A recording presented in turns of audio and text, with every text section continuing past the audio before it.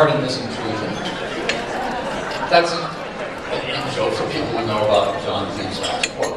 The next item on our agenda, and I know people have planes to catch and cars to catch and so forth, but we do have a raffle draw. Remember when you first registered, you signed up or filled out a card or a ticket or something like that for a Kobo e-reader. And we have the Kobo Corporation thanks, and to thank for that, actually Open Road Media, and for the raffle draw, I would like Betsy Mitchell and Elizabeth Hanson to come up, and we will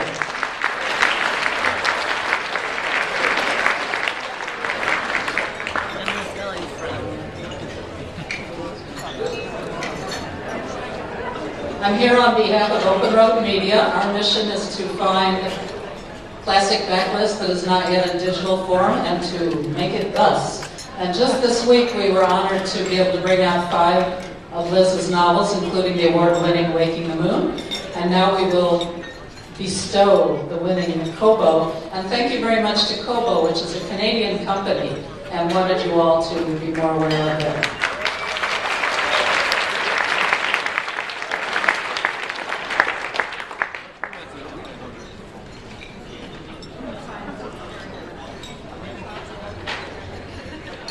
The winner is Nancy Green.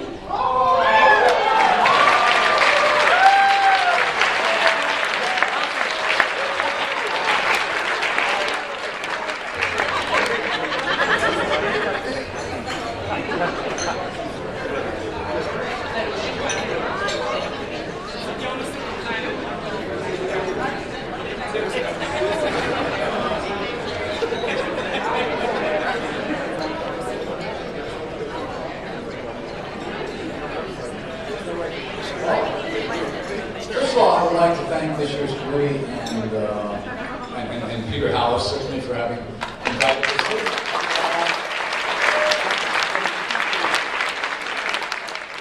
I learned that this is a Northern Gothic themed meal, which means that the last thing you have, what do they call it, butter? Yes, that's authentically Canadian. I also like to call attention to, I don't know who was in charge of it, but I've heard from a couple of people that the Con Suite was one of the best Con Suites they've seen.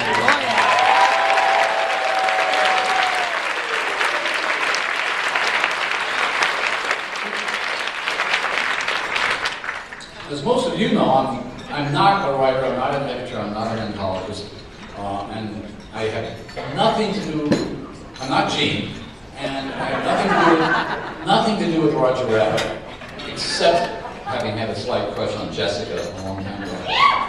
Jessica was cool. What I do is I tend to write about what most of you actually do. I write criticism, I write reviews, which is something that, again, thanks to my good friend and our distinguished guest of honor, John Clute, is much more respectable than it used to be. But I haven't been able to make it work out as a profession as well as John has. So I have this other job in academia. And some of you also work in academia, which, as you realize, is a world that doesn't entirely understand the sort of things we do, despite its own secondary world characteristics. So, I mean, the one time I was honored with one of these. It was in a category, well, I went back and explained to my dean that I won this award, and she said, "Oh, you got an award for being unprofessional." Oh, I'm not surprised. So I said, "No, it's non-professional, which is different, and it's really a very distinguished award, and I'm very proud of it." And then she asked me to show it to her.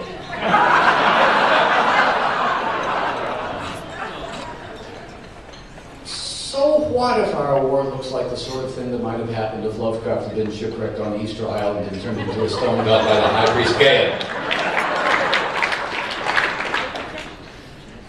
We may be an odd tribe, we may have eccentric taste, but as Jerry Garcia said of his own band at one point, not everybody likes licorice, but the people who like licorice really like licorice.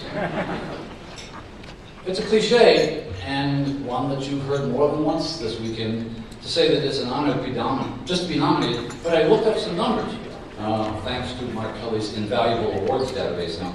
It turns out that in the 38 years of this award, only 659 people have been nominated. and only 278 of those have won.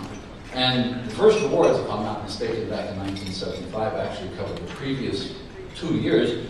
That comes out to an average of about 17 nominees per year. This year it's actually a little bit more because of team efforts and collaborations, 45 nominees in 9 categories. And they're good, solid categories. I think the World Fantasy Awards have had some consistency over the years. The categories,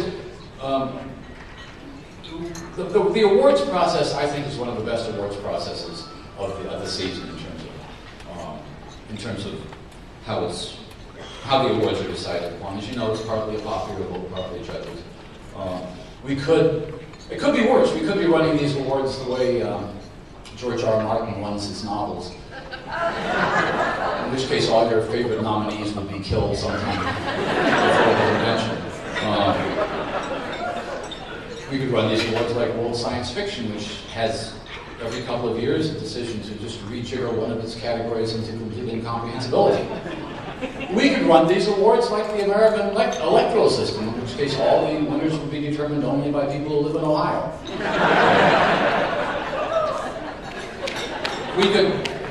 We could run them like the Grammy Awards.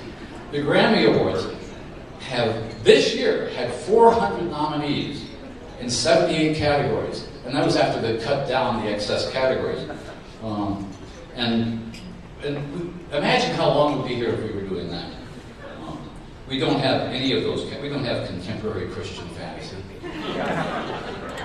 We've got, maybe the Bible repairman is as close as we get this, but that's not what they would have had in mind.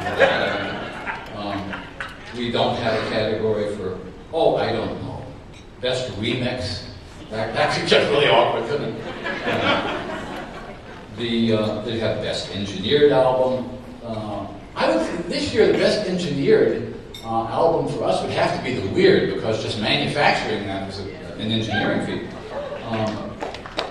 But there is one category that the Grammys have which we could adapt and might think about doing. They have a category called Best Liner Notes. Now, that would not be best flat copy, because flat copy consists of only about 17 adjectives that have to be recycled. Flat copy is stunning, enthralling, gritty, original, remarkable, magical, groundbreaking, arresting, dazzling, heartbreaking, compelling, devastating, captivating, and usually some modified version of noir. But I'm talking about blurbs, and I'm going to make a case that blurbs are an art form and belong in these awards more than other awards. First of all, there's a long literary history of blurbdom, and there are some that I would love to have. Here's a classic, literally a classic blurb for a nonfiction work, which I would love to have attached to one of my books. All the learned unanimously subscribe to my opinion and esteem even more highly than I the divine wit of this man. That's a blurb. Do you know who that's from? That's from Erasmus. That's a blurb for Thomas More's Utopia. Those of you who are actually writing in genre could use this. This little book will infallibly be looked upon as the hitherto much wanted standard or pattern for this kind of writing. That's a blurb for Pamela by Samuel Richardson, which he apparently wrote himself.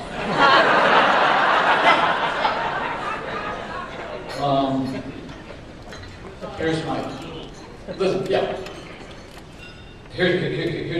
the one that I think clinches my case. One of the best, smartest, and most accomplished writers in the country, many notches above the intelligent thriller. This is pure genius. That's Nelson DeMille on the Da Vinci Code. Thus supporting my argument that the blurb is in fact a subset of fantasy writing.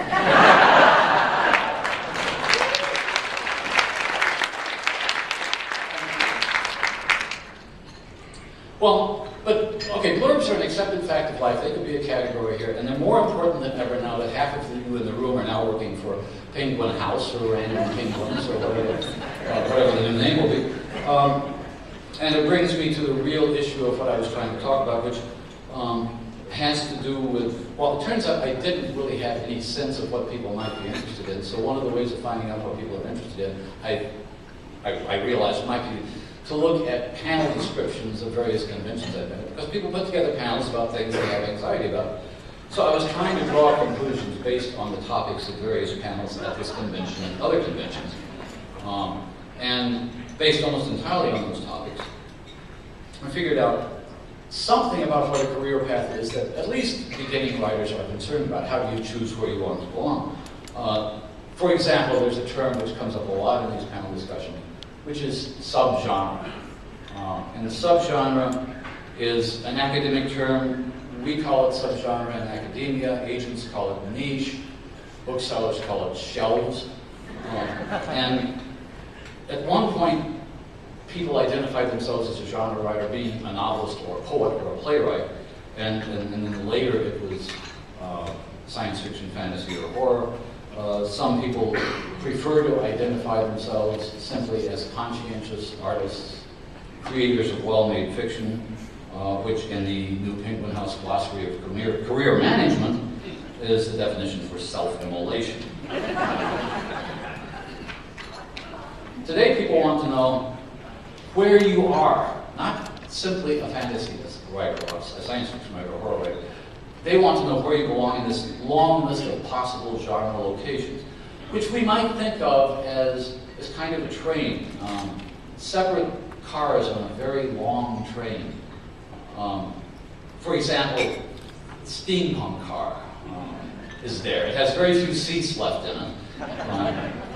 But the romantic urban vampire car is crowded, but it's still very popular. The one that strikes me as a fairly recent addition is the teenage dystopia with archery.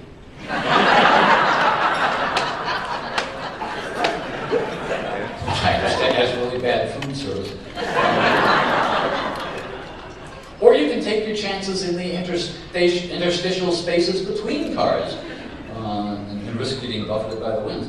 I think the best thing for a new, young, beginning writer would be to just follow all these trends at once. And I have a term for that. Since it comes at the end of a long train of subgenres, we could call this caboose fiction. And I'm not sure what caboose fiction would look like, except I think it would involve post-apocalyptic steam-operated mechanical zombie circus angels who are heavily into bondage. Once you've selected a subgenre, you might think about the problem of world building, which comes up a lot in these panel discussions. And this seems to concern people a lot more than it does me. And there are writers I've known who get so involved in cosmology, geology, botany, history, politics, costumes, food, cooking, and they devote years and years to developing a world and never actually get around to writing a novel at all, which is okay, because unwritten novels never disappoint. Others, here's another label I'm going to offer. I've met other young writers who keep adding more and more minute details to their imaginary worlds in the hopes that eventually a plot will emerge from this, which is what I think of as the Lego school of fiction, where you just keep adding pieces until it begins to look like something. Others have found success by simply finding a world that they're fond of in the work of an obscure writer, possibly an inkling, and switching the license plates, so continuing the gaming metaphor, it's what we could call the Grand Theft Auto school of world building. And the good thing about that is that no one will ever notice that. Structure is another issue that comes up repeatedly in these. Once you've got your world, you have to figure out how to actually construct the novel. You can string out multiple viewpoints in alternating chapters, or 5 viewpoints and alternating by 5 chapters, and everything converges in chapter 73. You could tangle timelines based on pasta recipes. I've seen that come across my desk. this is something that's popular in the mainstream. You write 3 completely separate novellas, linked only by your claim that they are. And any reader who doesn't get it, it's their problem. Actually, the problem of structure, just for people who are beginning writing, it's really something you don't need to worry about, because there is a universal term to describe any structure you concoct. And it's, well, some of us behind the scenes are working on a secret reviewer's lexicon, which we're calling the Darkening Garden Party, based on Catherine Mansfield and John Bluth. The universal descriptor of a novel's structure is flawed. And if you see this in a review of your work, flawed but brilliant, roughly translates into I really like the parts I understood.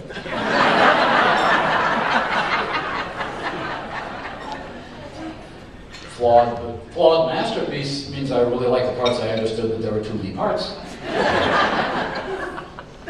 And deeply flawed means I was assigned to review this even though I have no idea what it's about, and I couldn't finish it. Or, as you may have come across also, I wanted you to write another book entirely and you wrote the wrong one.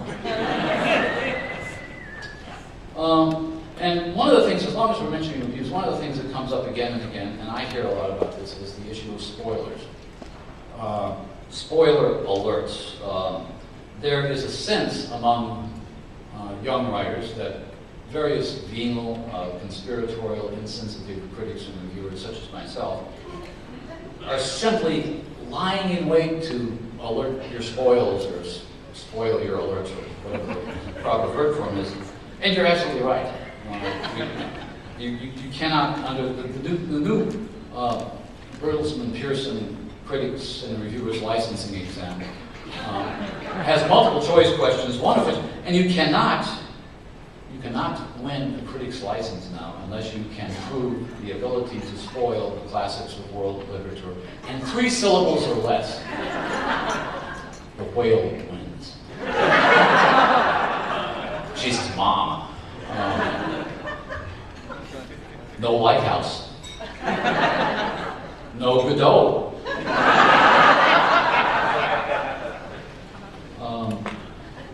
The ring melts. So, to avoid this hazard, you want an obscure one? Here's an obscure one. Boo saves Scout.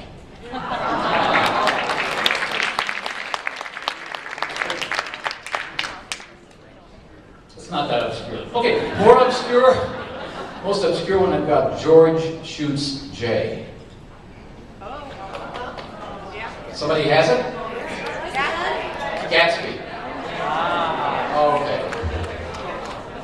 Here's how to protect yourself against spoilers. Avoid any unexpected events or plot twists in your entire narrative. In fact, just avoid having any events in your narrative at all. It will not only protect you against spoilers, it will get you a shot at the New Yorker.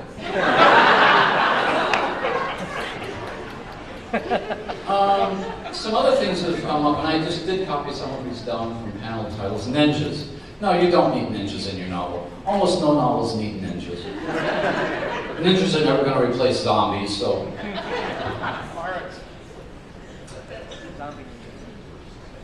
One of the things that comes up again, which I hear about repeatedly, is that that people are advised, young writers are advised to establish their own platforms. You need to have some sort of a presence, a web presence, this sort of thing. A presence, a voice, a personality. And by and large, it's necessary because one of the things that some of you have been told is that your publisher's entire marketing budget has been spent on someone else. And therefore, it's up to you to find ways of alerting the world to your presence. One way of doing this is offshore pirate radio stations, which only works in coastal areas. You can also, as one writer right now, you can just leaflet your neighborhood as though your novel were a missing cat. It's better to try things like, well, you've all tried this. I mean, Facebook is an example. I mean, well, I really don't have any much to say about Facebook. The thing between Facebook and Twitter is this. Twitter is, first of all, Facebook, you have lots and lots of friends that you haven't met. But on Twitter, the dynamic is different. On Twitter, you have followers. I mean, on Twitter, people who never got chosen for volleyball in school now have followers. Everybody has their own cult. And you should tweet all the time. Everybody you know wants to know everything you were doing every moment of every day. And it's not necessarily everything. I mean, this did come up once. If you inadvertently lock yourself in the toilet, Twitter isn't going to help. Most of your Twitter followers are actually not in your house. And if they are, you should probably go back to leafleting the neighborhood or trying to hire a radio station. The business about, well, all I have to say about Facebook is stop inviting me to like the new page that you just put up for your favorite lunches.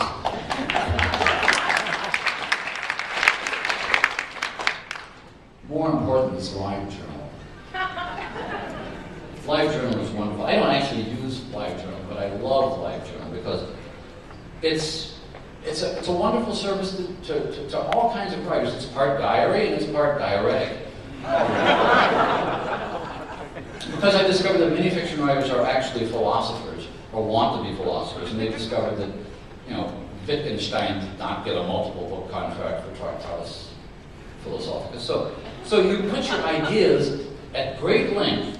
If you have feelings about politics, gender relations, economics, education, injustice, irrationality, agronomy, whatever it is, LiveJournal is a great place to put those, because otherwise they might show up in your fiction. In short, LiveJournal is there to prevent you from having to write Ayn Rand novels.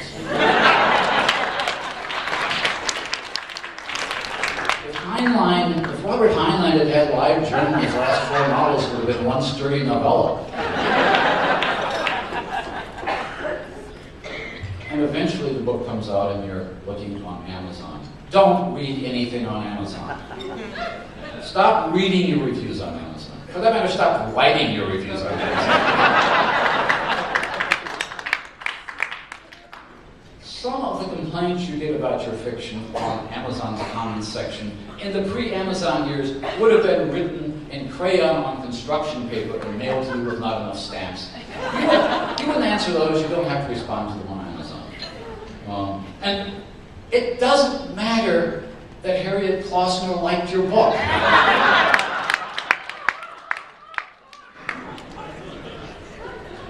And don't look at the rankings. That's just silly. The sales rankings. What are you going to do? There's 700,000 people ahead of you in the sales rankings, and you can't kill them all. My suggestion is that the only thing you need to look at on Amazon is the shipping weight. The shipping weight of your book proves that there is a physical object that has gravitas, or gravity or something. Well, all this is part of what goes to make, I think, at least according to the wisdom of the panel, a successful career in fantasy writing. It's not, it's something that's becoming more important, I think, in the emerging world, which could arrive any week now of one single publisher, one single bookseller, and possibly one single newspaper review section. Once you have successfully navigated those hazards, it's possible that you might find yourself in line for these awards that we are now about to hand out. And like Odysseus, you're arriving at home. And, oh, by the way, if you haven't read The Odyssey, he gets home.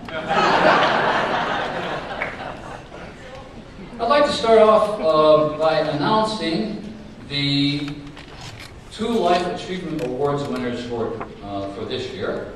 Extremely distinguished, people that I don't think anyone was at all disappointed to find out about.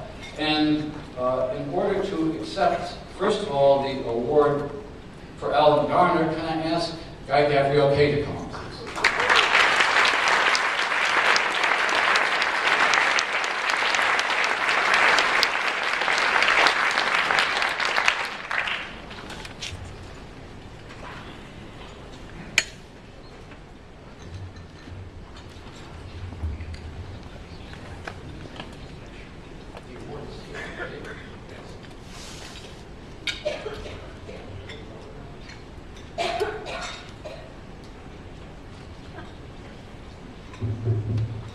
I'm deeply pleased to have been asked to accept this on behalf of Alan Garner. I believe that we bring honor to ourselves in conferring this honor on him. For half a century, Alan Garner has written with power and intensity and no little artistic courage in works that, for young adults, respect their intelligence, for adults, to deepen and extend our sense of the world. He is, in every possible way, profoundly worthy of this distinction. And he sent a few words that, if you will, I'll read on his behalf.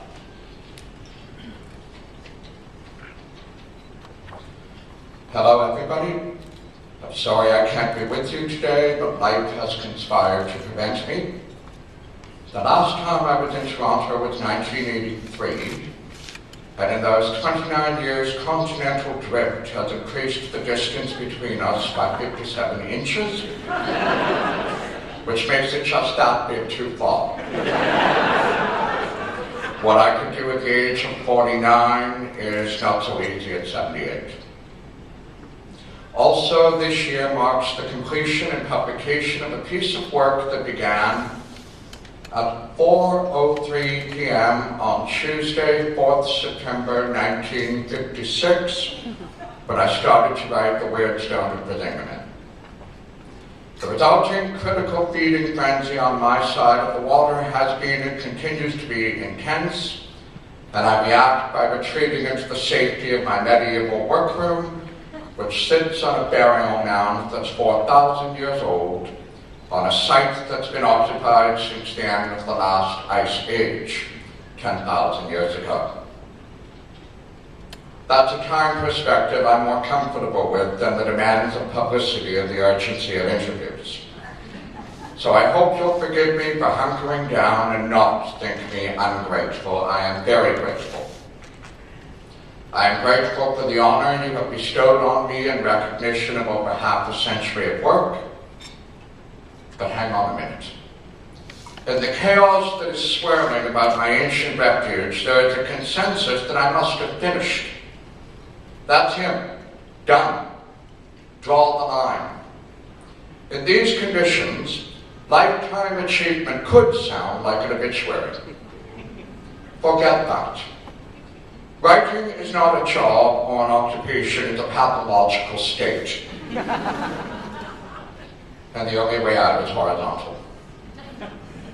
Therefore, and no more joshing, thank you for deciding that what I do is worthy of note and for showing it. It matters. It really does matter. I have not finished, and your generosity has put extra fuel in the tank. I'll end this seance over 3,423 miles by returning the medium to you, I hope, unharmed, free of ectoplasm, and with my best and warmest wishes for the success of your festivities. Thank you again. Alan, over and out. Thank you.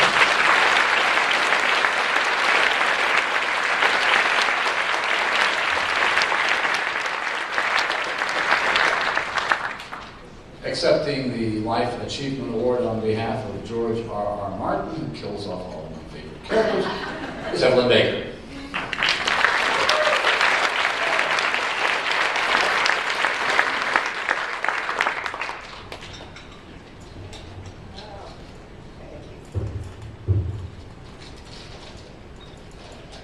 I am sorry I am not able to be with you today. My minions have chained me to my desk until I finish my next book. I was surprised and delighted when I was told that the WFA Journey had selected me to receive one of this year's Lifetime Achievement Awards.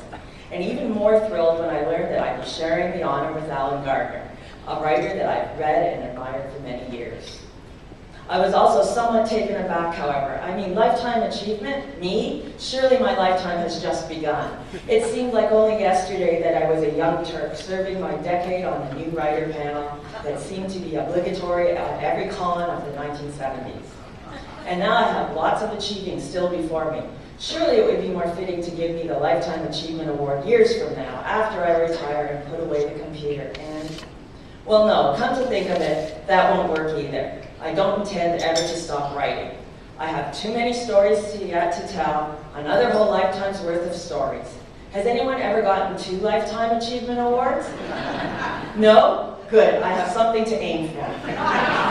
Thank you once again, and do keep reading. The best is yet to come.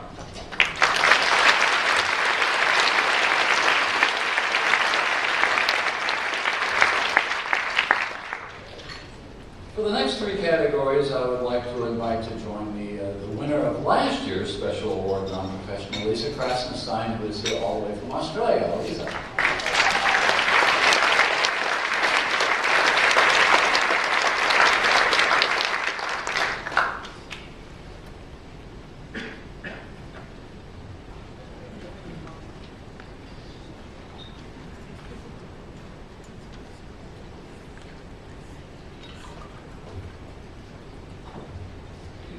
These envelopes are sealed, so I'm going to read the nominees, and you get to open the envelope. This is for the nominees for Special Award Non-Professional are Kate Baker, Neil Clark, Cheryl Morgan, and Sean Wallace for Clark's World. Jack Rambo for Fantasy. Raymond Russell and Rosalie Parker for Tartarus Press. Charles Ken for the Bibliophile Stalker Award. And Mike Valentine for Wormwood. Always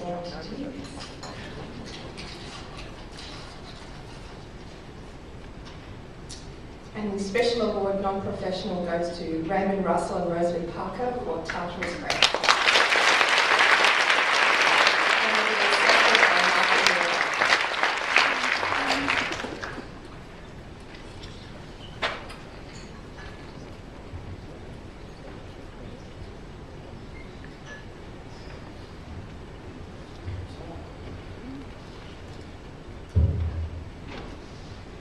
Ray and Rosalie asked me to, first of all, thank you all for the great honor that's been bestowed on them. They're sorry they could not be here.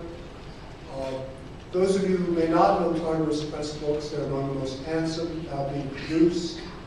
They're doing a great deal to revive and keep alive both classic, supernatural, and weird fiction, and to bring to the attention of the world younger and newer writers as well. They do handsome, beautiful books, and this is a great honor. So on their behalf, thank you very much.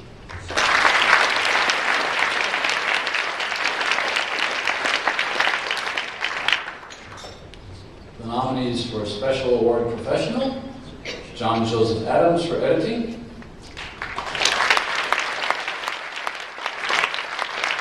Joe Fletcher for editing,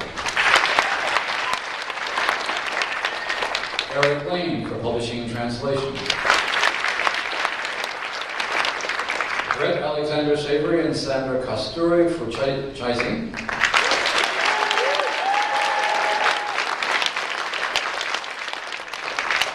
Jeff Vandermeer and S.J. Chambers for the Steampunk Bible.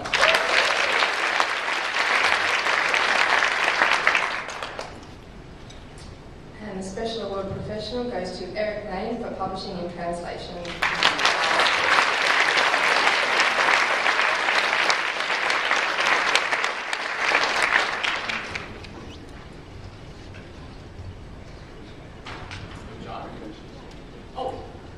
Accepting will be John Clute.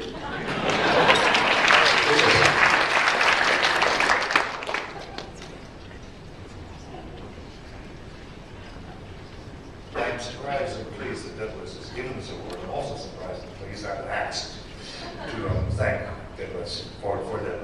Douglas has been around for quite a few years. It was begun by Robert Irwin and colleagues. They have published in translation and in original paperback a wide range of extremely interesting books, taking huge risks at times with their survival. They have survived till now, and I'm very, very happy that they have been honored here.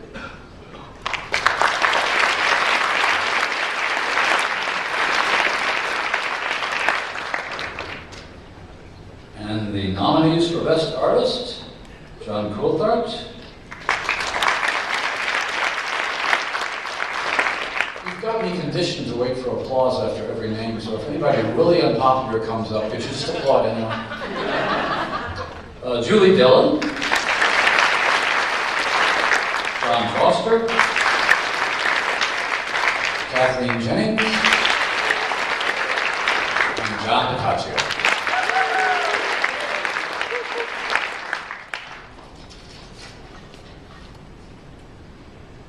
And the artist goes to John Coulthard to be accepted by anthology.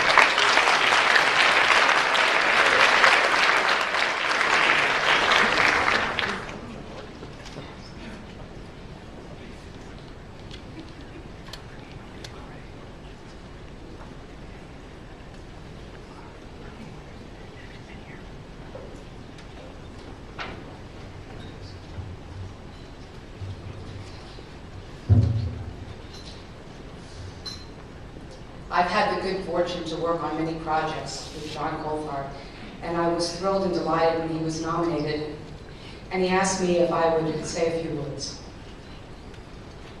It was a surprise to be nominated for this award. I imagine many people are still saying, John, who? I don't think so. It's even more of a surprise to actually win it. Given the nature of the convention, I suppose I ought to thank the great god Pan and Yog Sothoth.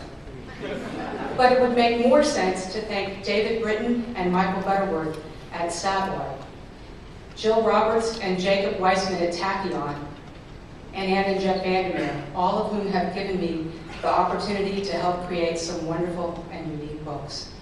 Thank you all.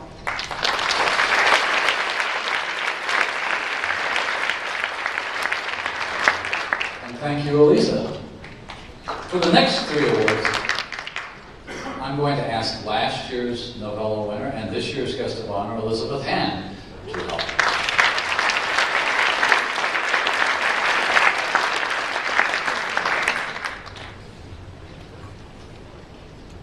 And the nominees for collection, Bluegrass Symphony, Lisa Hannon. Two Worlds and In Between, Caitlin R. Kiernan.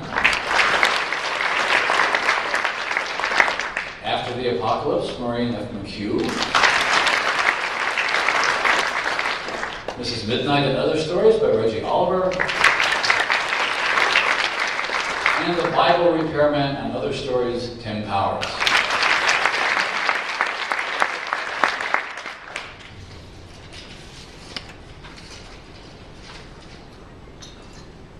The award for Best Collection goes to The Bible Repairman and Other Stories.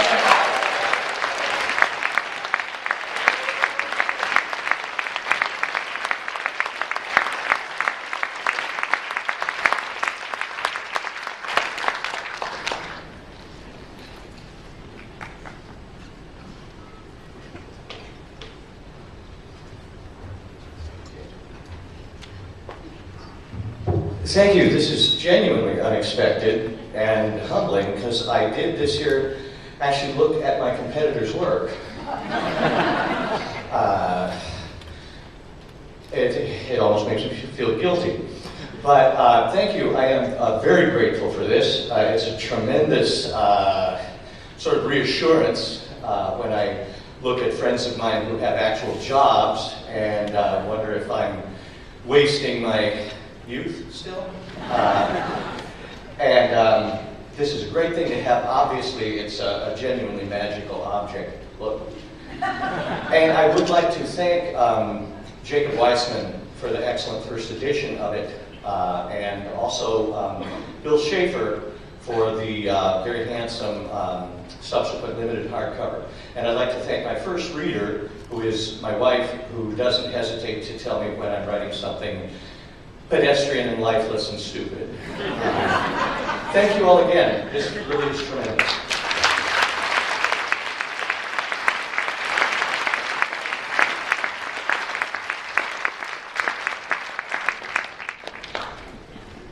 Nominees for Best Anthology. Blood and Other Cravings, Ellen Datlow. Horror of Horrors, Stephen Jones. The Thackeray T. Lambshead Cabinet of Curiosities, Anne and Jeff Hammond. The Weird, Anne and Jeff Hammond. And Gut Shot, Conrad Williams.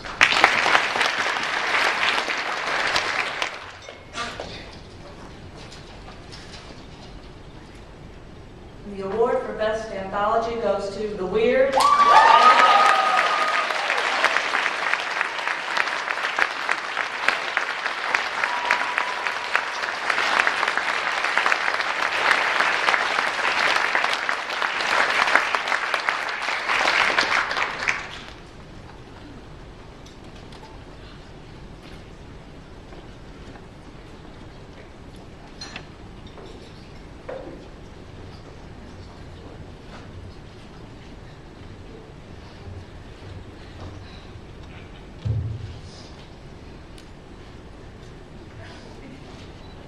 First of all, thanks to my husband, my partner, and my co-conspirator in this crazy project. I do have a lot of people to thank because you can't work on a project like this without having a lot of people's help and without their assistance of the many kind and talented souls. I would like to thank the judges and all the members of World Fantasy Convention for this award. Also thanks to our editors, Nick Cheatham at Corvus, and Liz Gorinsky at Tor, and all the many wonderful people at those publishing houses that helped us make this dream a reality. Many thanks to Gio Clarval, who did a lot of the new translations and also was instrumental in so many ways of helping us acquire rights. I also want to thank all the editors that went before us because we learned so much from their wonderful books. And I have to say that looking out into this room and looking over the ballot and all of the people there, I see I'm surrounded by my heroes and the people that inspire me every day. Thanks to readers of weird fiction, but most of all, my heartfelt thanks goes to all of those writers whose contributions to this project made it what it is. I have to share with you that when I was working on the bio notes and doing research of some of these writers, I was really surprised to find out that so many of them died at early ages, some of them penniless, and some of them by their own hand.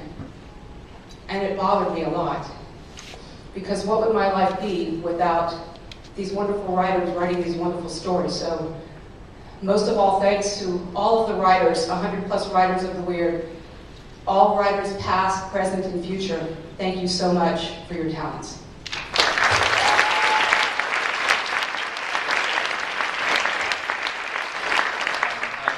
To thank Anne for putting up with me during this long, arduous, somewhat surreal process. I also wanted to point to 3 editors who helped us directly, who are in the room, and if I've left anyone out, I really apologize, but David Hartwell in Dark Descent was seminal, S.T. Joshi and Ellen Datlow. And Gio Clerval, again, did some amazing work with translations, so thank you very much.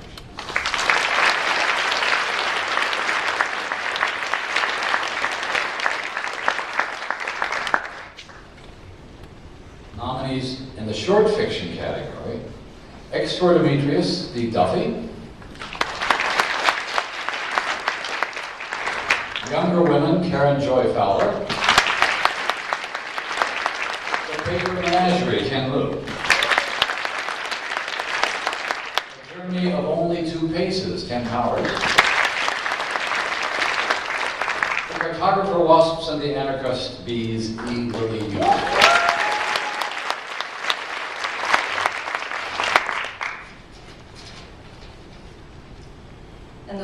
short fiction is The Paper Menagerie by Ken Rick.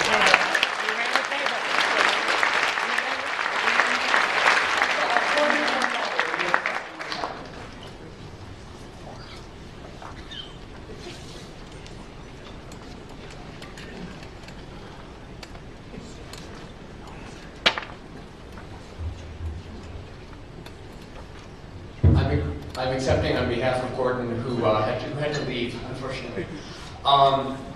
Ken Liu sent this note. I've always thought of fantasy as literature that literalizes metaphors. That is what I tried to do in The Paper Menagerie, and I'm grateful to the many readers who have found the metaphor effective and this story to their liking. The reaction has been far more than I ever expected, and indeed overwhelming. I wish my grandmother had lived to see me win this award. She was the one who taught me origami as a child, and I'll always remember the first time I saw her blowing into one of her paper creations, seeming to bring it to life. I also want to thank my editor, Gordon Van Gelder, for making the story better, and my wife Lisa, without whom none of my successes would have been possible. Thank you everyone, Ken Liu.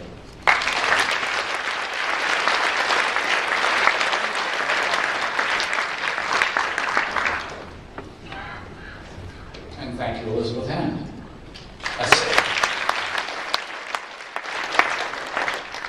I saved the last two big categories for myself. The nominees in the novella category: Near Zinner by Elizabeth Hand, Small Price to Pay for Birdsong, K.J. Parker,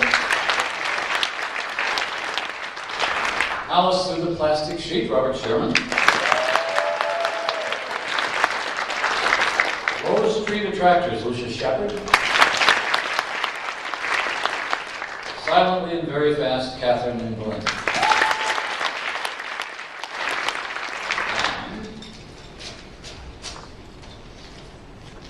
The winner is A Small Price to Pay for Birdsong, K.J. Parker, accepted by Jonathan Strong.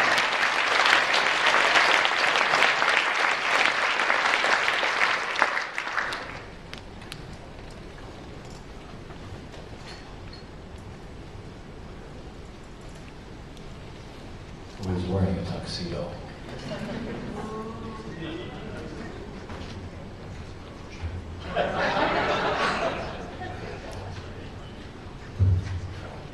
It takes a lot to render a writer speechless.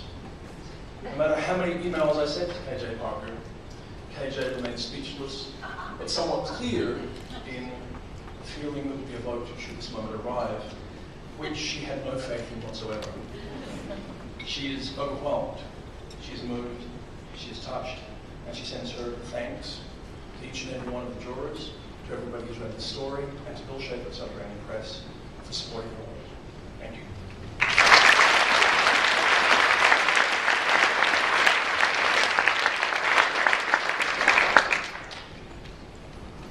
Final category: Novel. Those Across the River, Christopher Bueller. 11/22/63, Stephen King. Dance with Dragons, George R.R. Martin. Osama by Lavi Tidar. And Among Others by Joe Walton.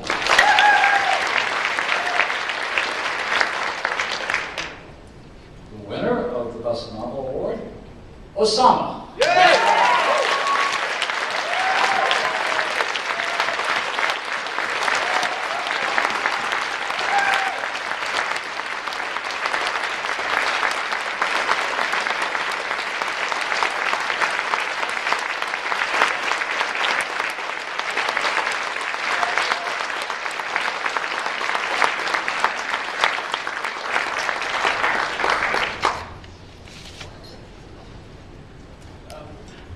Very strange to be standing up here at the moment.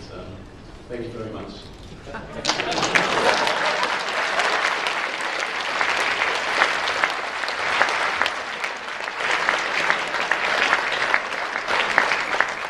I'm glad he got himself under control after that.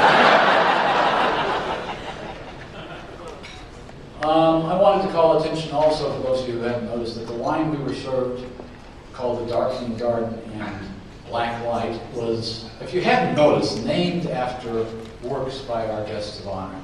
And I should have mentioned this earlier, but if your garden is actually darkening now, you should stop drinking the wine. The closing remarks for this year's ceremonies, as always, are from David Hartwell.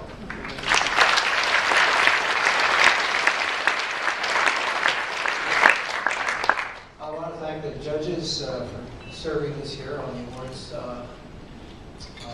consideration, and of course you can all go see them describe the process, defend themselves, and answer questions at the panel after this banquet.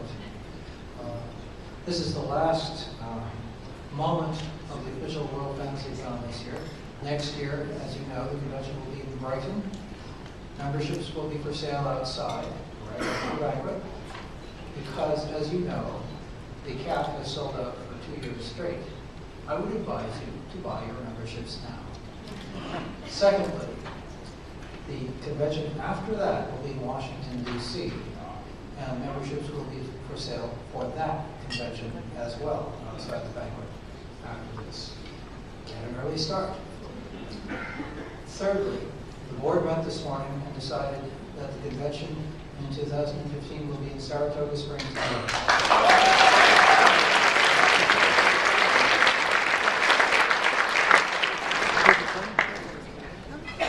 This convention always has some difficulties, but rarely does it have a storm. This year we had a storm. 122 people didn't make it, and we're sorry they didn't. But those of us who were here seem to have had a really good time. I don't like it. Thank you very much. This is the end of the World Fantasy Convention.